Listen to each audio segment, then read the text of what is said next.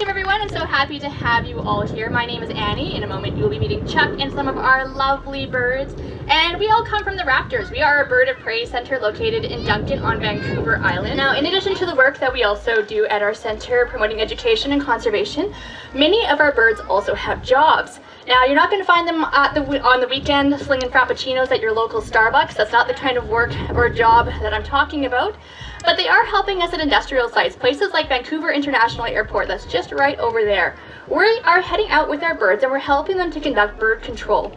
So YVR is built right smack dab in the middle of the Pacific Flyway, which is the major artery servicing birds migrating from South America to their wintering grounds in the Arctic. So twice a year during the spring and fall migration, YVR receives thousands of birds coming into their airspace. And we're there, we're working with our birds, and we're using natural predator-prey interaction. So raptors are obviously predators. They are very scary and intimidating to other bird species, and they do a really good job of telling those birds, you do not want to be here, you do want to find a different place to hang out. And so our birds are helping us to keep the airspace safe. The birds will be flying right up close, they might not even fly right overhead. Please resist the urge to reach up and tickle the bald eagle as he flies by. These birds have big talons, big beaks. They're not pets, they don't like to be touched. I know we are approaching lunchtime. If any of you were thinking of busting out a hot dog, hamburger, or a piece of raw quail meat from your bag, if you could please hold off on that until after the flying demonstration is over. You do not want to share your meal with a bird. Last but not least, if you guys could please keep your children nice and close. We don't want any children running out onto our flying area. They tend to look like small rabbits. All right, I think we're ready to meet our first bird. Now take a look at him as he comes on here with Chuck. Nice entrance. He's a pretty large bird. Does anyone know what kind of bird Hercules is? Golden eagle. That is a good guess. We do get two species of eagle here in BC. We get golden eagles and we get bald eagles. But those of you that were thinking golden eagle, you're actually incorrect. Now, I got to apologize. It's kind of my fault. I do generally come out here hoping to fool a good number of you. But the reason Hercules here looks a lot like a golden eagle is because he's a juvenile bald eagle. Hercules here is only 3 years old, and he's not going to get that white head and tail until he's about 5 to 7 years of age. And what it is it's a sign of sexual maturity. When Herc here has that iconic white head and tail, it's like a big billboard to all the ladybirds out there that Herc is going to be ready to do a bit of eagle dating. Now, it's also a sign that he's a pretty good hunter.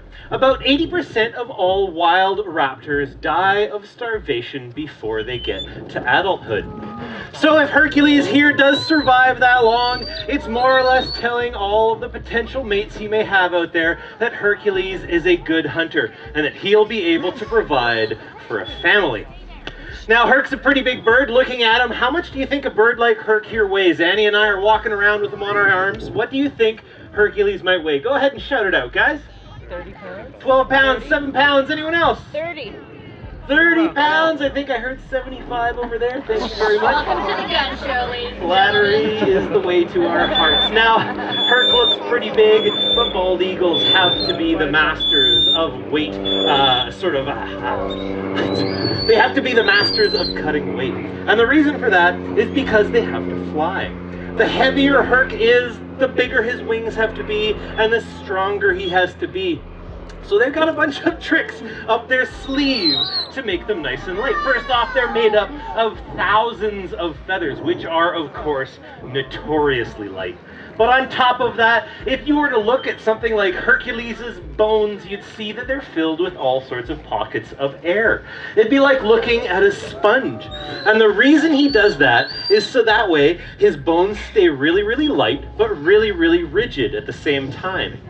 So would you guys be surprised if I told you that Hercules here only weighs 7.5 pounds? Wow.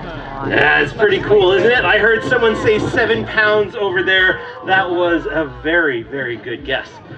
Now, as big as Hercules is and as light as he isn't even the largest of the raptor species, or of his species.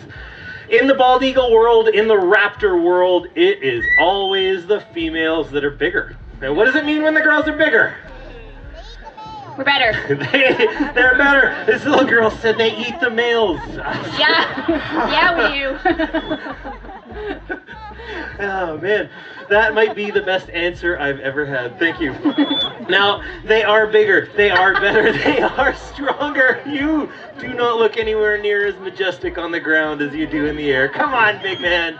It's a flying demonstration. Come on, buddy. There we go.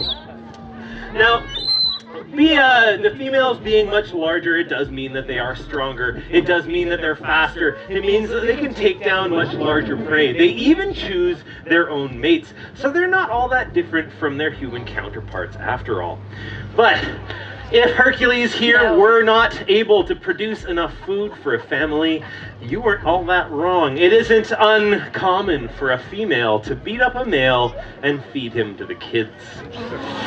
It's not a fact that Hercules likes too much, but he doesn't ever have to worry about that. He is just not into this today. I think it's because I'm downwind of him and he's worried he's gonna get blown right past my glove. Come on, Herc. Come on, buddy. You got this. We got a bird on the edge, folks. Who here's seen Jurassic Park?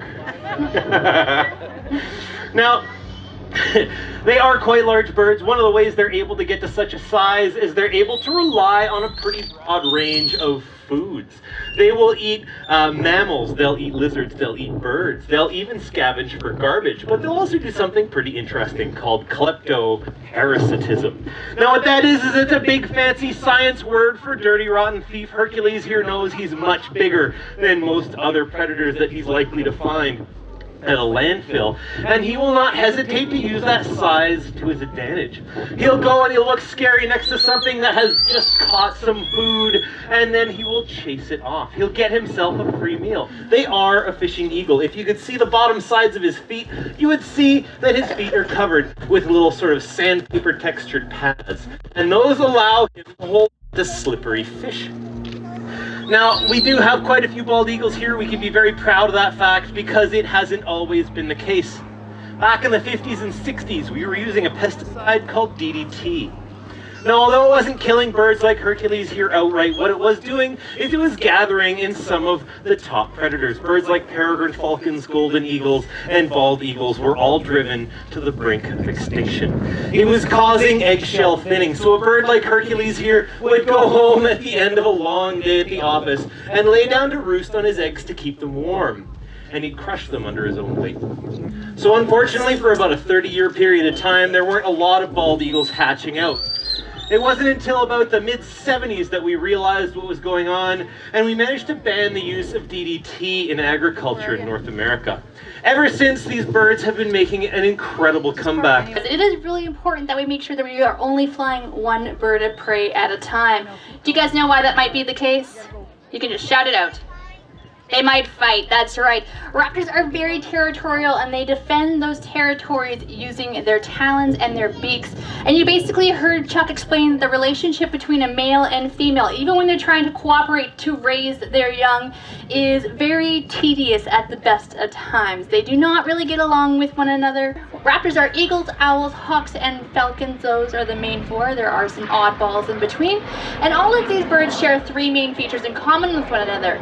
First of all, we get the word raptor from the Latin word rapere, meaning to seize or to grasp, and that is the defining characteristic of these birds. Doesn't matter if they're catching food on the ground, in the water, or right out of the air, they're always using those great big feet equipped with the long sharp talon at the end of each one of their toes to catch and to kill their prey. The second feature they all have in common is that distinctive downward hook beak. That's kind of like the knives and fork end of the bird. It's what they use for ripping and tearing their prey into smaller, more manageable chunks, although you will be amazed at what an owl can swallow intact and whole. It's quite impressive. Last but not least, all of these birds have fantastic eyesight. Now, it's very difficult to know exactly how well they see. Every species is different. North American kestrels can see in ultraviolet. Owls, of course, see very well in low light conditions. But the general consensus is that birds of prey can see in very high visual acuity. It means that they can be soaring high above, look down beneath them, and see their prey in much finer detail, much better detail than we could at the same distance. So they have amazing eyesight. Now that being said, the next bird that we are going to meet has two of these characteristics, but he lacks the primary adaptation to make him a raptor. He does not have strong grasping feet. And Jury is a turkey vulture, not a raptor. Do you guys think that Jury is beautiful? I don't hear a lot of enthusiasm from this audience. Yes, he is. Come on, let's give the bald people some love out here. We love our bald men. Now, Jury is a turkey vulture. Some of you might have seen turkey vultures here on the west coast, especially if you're over on Vancouver Island. They haven't always been here though. They've only started showing up along our coastlines in the past 15 or 20 years. We don't really know why turkey vultures have started showing up, but we think it has something to do with what they like to eat. Do you guys know what Jury here likes to eat?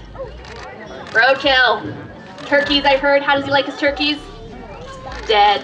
They don't really like the rain, they don't like the cold, and they head back down south in the winter time, although we are starting to see populations overwinter now here on Vancouver Island, which is really incredible. We might have a resident population within the next few years. Now, turkey vultures and other vultures around the world kind of get a bad reputation because they eat things that are dead. We don't really tend to like animals that are eating dead things. We tend to think of them being kind of dirty and disgusting, but really nothing could be farther from the truth. The Latin name for turkey vulture is Catharde aura, and it literally translates into golden purifier, and that is exactly what these guys do. They are eating and consuming animals and helping to stop the spread of disease throughout wildlife populations. Their digestive juices have been compared to the acidity that of a battery acid. So not too many things are going to survive the journey into a turkey vulture and then out the other end. In fact, turkey vultures have actually been seen dining on animals that have died of anthrax and not gotten sick themselves. So again, this is where they're really important in helping to put a stop through the spread of disease throughout wildlife populations. They are vitally important parts of the ecosystem across the globe. Now, the last feature that vultures have to help them stay nice and clean is a little bit unusual. I told you that they have those flat feet for walking, for running, and for perching on top of carcasses. But if you're standing on top of carcasses, your feet are going to get very dirty. They're going to get nasty and covered in bacteria themselves. That could pose some problems for infections. So they want to be able to disinfect their feet. But turkey vultures don't have those handy little hand sanitizing stations everywhere like we do. So to accomplish this disinfecting process, turkey vultures pee down their legs. They pee down their legs all day long. Now you can see that Jury here has lovely white legs. His legs are actually red like his head, but they're white from all the pee that he pees down them. Now, this might sound a little counterintuitive, I realize. Peeing down your legs keeps you nice and clean, works really good for turkey vultures, not so much for the general populace, so please don't try this when you get home. Works okay, but the cleaning bills are through the roof. And your girlfriend probably doesn't like it too much. So these guys have a very acidic digestive system. It means that their waste is also very acidic, and so when they pee down their legs, they actually do a really good job of disinfecting themselves. Well, Jury here has done a fantastic job. Let's give Chuck and Jury a big round of applause. We're gonna head them off. Now I'll tell you guys one more fun fact about the turkey vulture. I mentioned that they're not raptors, so they don't have those strong, powerful feet for catching and for killing. And while they do like to eat animals that have died of disease, they're also quite happy to eat an animal that's been killed by another predator. Something like a wolf or a cougar might come along and kill something like a deer. They eat as much as they possibly can, and then they go have a little nap and sleep it off. They might not be super stoked to come back and find turkey vultures dining on their hard-won kill. But turkey vultures without those strong feet, you might think that they're kind of defenseless, but that would be where you are wrong. Now, turkey vultures are very brave. I love these guys. They don't run away. They stand their ground when they feel threatened, and they face their attacker head on. And when the attacker gets nice and close, they vomit all over the ground. Now, I can tell you another fun fact about turkey vultures, and I relived this coming over from the island yesterday. Turkey vultures get very car sick, and I can tell you for a fact that turkey vulture vomit is one of the most disgusting smelling things on the planet. And I'm a biologist, and I've had lots of interesting biology jobs, including dissecting porpoise stomach contents. And I can tell you that turkey vulture vomit is even worse than that. So it is pretty gross. And so if you are a predator and a vulture pukes near you, you probably don't want anything to do with the vulture. The second hypothesis is that it's kind of like a home-cooked meal, like an offering. Like, here, I partially digested this for you. I did half the work. Please eat this. I'm just gonna skedaddle over here. And then last but not least, it helps to lighten the load, making escape a little bit easier and faster for the turkey vulture. The turkey vulture. I always love turkey vultures. You always love turkey vultures? I didn't have to convert you then. That's good. All right. Well, Chuck is out here with our next bird. Trace did a little bit of flying this morning. We'll see how he does this afternoon. See how it goes? Yeah. Come on, Trace. this is not a local species, so if you don't recognize him, don't be ashamed. He is not from around here. He's actually from southern United States all the way down into Mexico. And the reason I'm introducing you to a non-native species is because these guys are becoming incredibly popular among falconers. And the reason for that is they exhibit some fairly interesting behaviors. For starters, they're one of the few raptors in the world that live and hunt in a family pack. You get a small male that'll chase larger prey out of the tall grass on the ground. He's getting there. He's thinking about it. And you'll get the larger female that can take out much larger prey. Now, the larger females are really quite impressive. They're able to take down something the size of a jackrabbit. If you guys want an idea of just how difficult a thing that is, imagine how tough it would be to tackle a cow. It is a massive undertaking. Now, we'll see if he'll make his way across the field. I'm going to stop talking just in case it is the microphone that's wigging him out. Come on, Trace. Go see Chuck. You can do it. We believe in you. Come on, bud. I believe you can fly. You can do it. You can do it, Trace. Hold on, I'll sweeten the pot. No, smaller males, that'll do something really kind of interesting. I don't think Trace will do it here, but you'll have to take my word for it. They're incredibly comfortable on the ground. Those nice long legs of theirs, not only are they scaled to help protect them from things like snake bites, but they also are incredibly good little runners. You can see them sort of demonstrating it a little bit awkwardly here, but these guys have been known to even chase road runners on the ground. They'll even run right into rabbit warrens and grab rabbits right out of them. So while they're running along, they're chasing out all sorts of prey. On top of that, Trace is what's called a parabuteo hawk.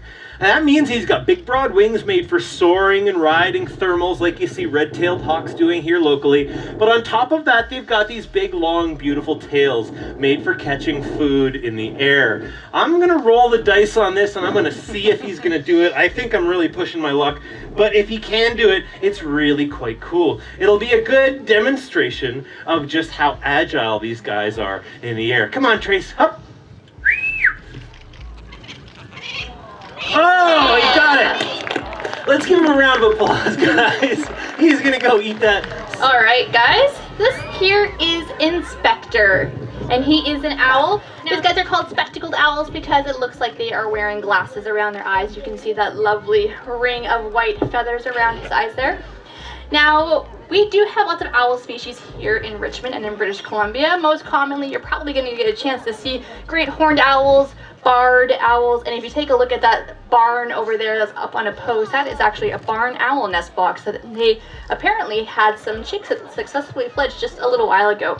So we are really lucky. We have lots of different owl diversity, but we often don't get a chance to see owls because what time do owls like to come out? Nighttime, that's right. They are nocturnal predators. And as such, they are a little bit different from the other birds of prey that we have. First of all, owls like Inspector here have great big eyes, and they're all the better to see you with. Did he do it? Oh, it's a good little hop, buddy. Baby steps. So they have great big eyes, and those eyes let in a lot of light. Now, owls' eyes are slightly different than our own eyes. Owls' eyes are not shaped like eyeballs in the sense that they're round. They are actually cylindrical, and they're very large, and they're fixed to the back of his head. So he can't actually move his eyes in his sockets if he wants to look around. He has to move his head and turn it from side to side. Now, Inspector, do you want to do a little hop? That piece of quail meat is stuck to your beak. Sometimes the quail for the owls is kind of like giving peanut butter to your dog. There you go. You managed to get it down. Lots of people ask me, can owls turn their heads 360 degrees around? The answer would be no. That would be something from The Exorcist, but they can do pretty close. They can do 280 degrees in either direction. So incredible flexibility to allow them to look all around them. Now, the second feature they have is amazing hearing. Now, you can't see any ears on Inspector. He doesn't have external ears like we do. He does have ears in that he has a hole on either side of his head. Unlike our ears, his ears are uneven. So he has one ear in the top of his head facing forward, one ear in the bottom of his head facing back. And because his ears are slightly uneven, that means that he can triangulate and pinpoint the exact location of his prey. So something like a great gray owl has been seen sitting at the top of a very tall tree in the boreal forest in the dead of winter. They can swoop down, punch through 3 feet of snow, and grab a mouse they've heard rummaging beneath that snow. Now the last feature they have is silent flight. Owls look very soft and fluffy and cuddly. Owls are very popular in pop culture right now. You can find an owl on pretty much anything and everything. Not really a typical owl. I said that these guys come from South America and that many raptor species, or many owl species, like to eat small mammal prey. While he would definitely dine on mice and rats when given the opportunity, he also will take kind of unusual prey for an owl in that he likes to eat amphibians, snakes, newts, little lizards. You're not a bat. Right side up. There you go. He'll even take small fish, and so he likes to hang out beside ponds or small streams, and he'll use those toes to plunk into the water and take out small cold-blooded prey. So he is quite a little fisherman. What is the fastest animal on the planet? Pizza. Whoa, this kid is a bird nerd. Yes, I love it. Peregrine falcon. Peregrine falcon, you guys all know it. That's awesome. I get a lot of cheetahs at the center, and as cool as a flying cheetah might be, not really a bird of prey. But yes, peregrine falcon is the fastest animal on the planet. They've been clocked at over 300 kilometers an hour. Now that is in a stoop or a dive. So these guys are very, very fast, and they need to be fast because falcons specialize in hunting other birds. And species of birds like pigeons and ducks are some of the fastest flyers when it comes to flying in the horizontal plane. So their prey are fast, they need to be even faster. So we have a peregrine falcon for you today. Her name is Milano. Now what I have here is a lure. It's a fake bird, and this is a bit of falcon training that you guys are going to witness. Milano is going to be trying her best to catch the lure. I'm going to be trying my best to keep it away, and when she has done a good job, I am going to let her have it. That is how we train our falcons. That's how we build up their fitness. Do you want to do some flying? Yeah, you do. Come on. You got some good wind here. Here she comes.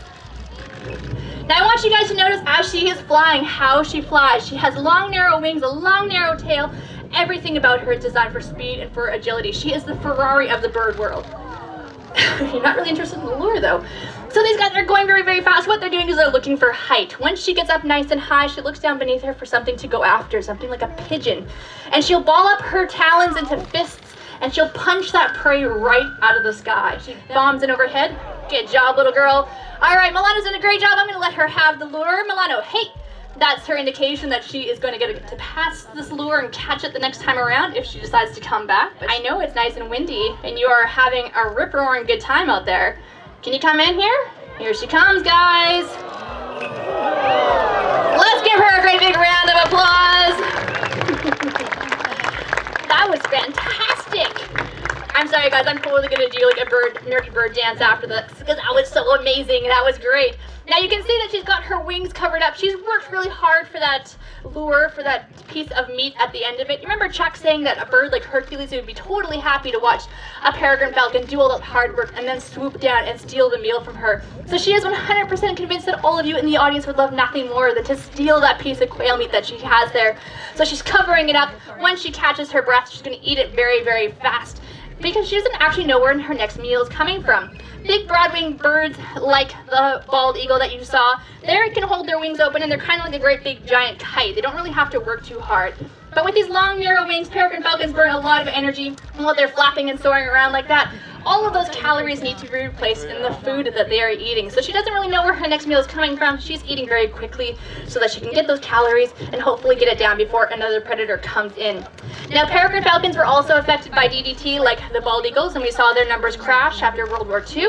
Thankfully, their numbers have been recovering, and surprisingly, we are seeing peregrine falcons loving living in cities. There you go. No, you gotta stay on the glove. There you go. So peregrine falcons have been doing very well living in urban centers. These guys like to nest on cliff faces, and skyscrapers provide a really good approximation for a cliff face. So they like to have their babies. We also have plenty of feeding opportunities for peregrine falcons in the form of their favorite food such as pigeons. And peregrine falcons are pretty smart. They have realized that it is much easier to chase a pigeon into a glass window of a skyscraper than to catch it yourself. And so they are thriving in urban cities. We have breeding populations right here in Vancouver, so make sure you keep an eye out for them. If you head down to Boundary Bay, you'll definitely see peregrine falcons hunting there in the winter. They are fantastic predators, and I hope that by coming out here today, seeing them up close, seeing them flying in action, we have inspired a little bit of awe and appreciation for you guys. So the next time you're out and about with your families, keep a lookout for these raptors. They are all around us, and they do a really good job of keeping our ecosystems in check and in balance. So on behalf of myself and Chuck, and of course the Raptors and the city of Richmond, thank you so much for coming out here today. We'll be around if you have any questions. So I'll get her in for a pass. Now look at those long narrow wings, that long narrow tail. She is a Ferrari. She is designed for speed and for agility. When you are a Ferrari though, you burn a lot of gas. Falcons flying like this is very exhausting for them. So I'm going to bring her back in here. Milano, hey, that's the dinner bell. Here she comes. And she's caught it. And let's give her a great big round of applause. Can I get you away from the speaker so I can talk about you for a little bit? There we go. Now she is doing exactly what I want her to do. She's holding on to that lure.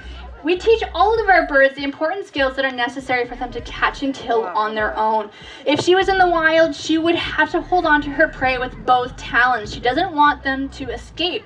You can also see that she's got her wings open. She's covering up that food. Some of you might have seen this behavior at Thanksgiving dinner when you have the last little bit of stuffing on your plate. You're like, this is mine.